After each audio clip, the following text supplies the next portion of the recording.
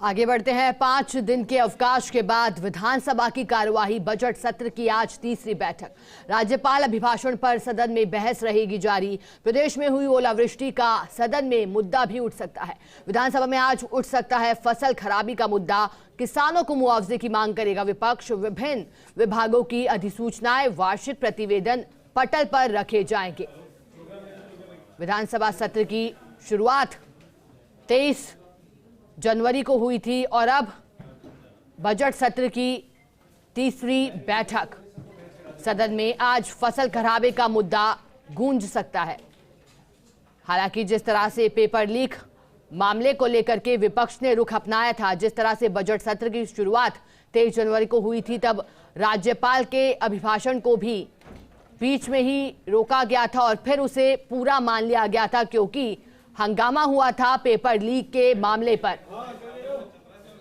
नेता प्रतिपक्ष गुलाब चंद कटारिया ने पेपर लीक का मुद्दा सदन में उठाया था, जिसके बाद नारेबाजी का दौर भी शुरू हुआ था और इसी मामले पर स्पीकर सीपी जोशी ने आरएलपी के 3 विधायकों को एक दिन के लिए निष्कासित भी किया था। और अब आज तीसरी बैठक। हालांकि तीसरी बैठक में जो आसार बने हैं, हंगामे के आसार एक बार फिर से बने हैं, क्योंकि फसल खराबे का मुद्दा लगातार विपक्ष उठाता आया है। देखिए, पहले ही रणनीति एक तरह से बनाई गई कि वो कौन से मुद्दे रहेंगे जिन पर कांग्रेस पार्टी को, जो कि सत्ताधारी पार्टी है राजस्थान में, उन्हें घेरा जाएगा। हालांकि कांग्रेस पार्टी भी पूरी तैयारी में होगी कि विपक्ष के इन प्रश्नों का जवाब कैसे देना है, क्योंकि गहलोत सरकार के 4 साल पूरे हुए और अब ये चुनावी साल। पहले 8 फरवरी को बजट आना था और फिर 10 फरवरी तारीख तय की गई। और चलिए, इसी पर अधिक जानकारी देने के लिए हमारे साथ सहयोगी नरेश शर्मा फोन लाइन पर जुड़ गए हैं। नरेश जी, आज विधानसभा के बजट सत्र की तीसरी बैठक, क्या खास रह सकता है? कौन कौन से मुद्दे आज गरमाने वाले हैं? देखिए, विधानसभा की कार्यवाही शुरू हो चुकी है और सबसे पहले 2 मिनट का मौन रखा गया। उसके बाद प्रश्नकाल की कार्यवाही शुरू हुई है और अभी तक की अगर हम बात करें तो अभी जो जैतारण विधानसभा क्षेत्र में जो दवाई पेयजल परियोजना है, उससे जुड़ा मुद्दा सदन में चल रहा है, जिसमें जैतारण विधायक अविनाश ने मुद्दा उठाया और मंत्री महेश जोशी इसका जवाब दे रहे हैं। खास बात यह है कि इससे पहले सुजानगढ़ से जुड़ा प्रश्न भी विधानसभा में आया था, मेडिकल से जुड़ा हुआ, लेकिन वहां के जो विधायक है मनोज कुमार, वो विधानसभा में नहीं आए और अपने क्षेत्र का प्रश्न नहीं पूछ सके। तो इसका ये दिखाता है कि कितने गंभीर यहाँ के विधायक हैं अपने क्षेत्र से जुड़े मुद्दों को उठाने के लिए, क्योंकि पहले वो प्रश्न लगाते हैं, उनके प्रश्न का नंबर आता है तो वो सदन से नाराज रहते हैं। लेकिन फिलहाल अभी विधानसभा में प्रश्नकाल चल रहा है और प्रश्नकाल शांतिपूर्ण होने की संभावना है, लेकिन जब शून्यकाल शुरू होगा 12 बजे से, तब लगता है कि विपक्ष जो फसल खराबे का मुद्दा है वो सदन में उठाएगा। हालांकि सरकार ने पहले से ही तय कर रखा है कि करीब 2 बजे इसके बारे में सदन में वक्तव्य दिया जाएगा।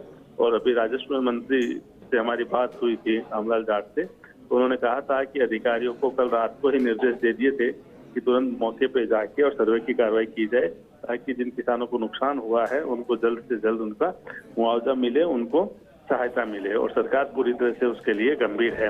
लेकिन फिर भी विपक्ष की जो रणनीति है वो यही है कि फसल खराबे के मुद्दे को लेकर सरकार को घेरा जाए। चलिए नरेश जी, बहुत बहुत शुक्रिया आपका मैसेज जुड़ने के लिए और पूरी जानकारी के लिए।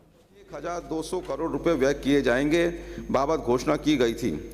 इस घोषणा के अनुपालना में बांधों के निर्माण से संबंधित भाग प्रथम की परियोजना हेतु राशि रुपये 2554.23 करोड़ की प्रशासनिक एवं वित्तीय स्वीकृति दिनांक 13/12/2022 को जारी की जा चुकी है तथा इसका क्रियान्वयन प्रारंभ करने हेतु जल संसाधन विभाग द्वारा निविदा संबंधी कार्रवाई वर्तमान में प्रक्रियाधीन है।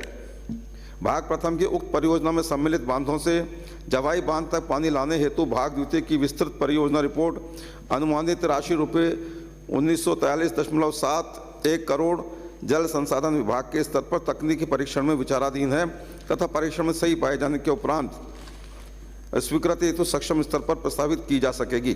उक्त वर्णित दोनों परियोजनाओं का क्रियान्वयन पूर्ण होने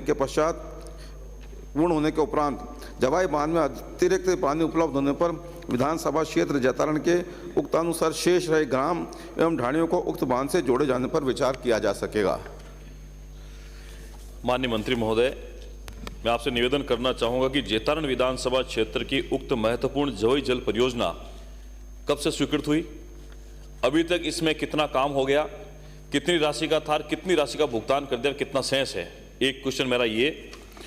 और दूसरा, माननीय सभापति महोदय, अध्यक्ष महोदय, मैं ये कहूंगा कि जब परियोजना इतने लंबे समय से चली, इसका लंबित रहने का क्या कारण है? और जब हमारी सरकार के समय शुरू हुई थी, आज आपके 4 साल पूरे होने के बाद भी जैतारण के 216 राजस्व गांव में से 125 को जोड़ा जाना था, उसमें से ही मात्र अभी आपके उत्तर में बता रहे हैं कि इसमें से मात्र 83 गांवों को जोड़ा गया है।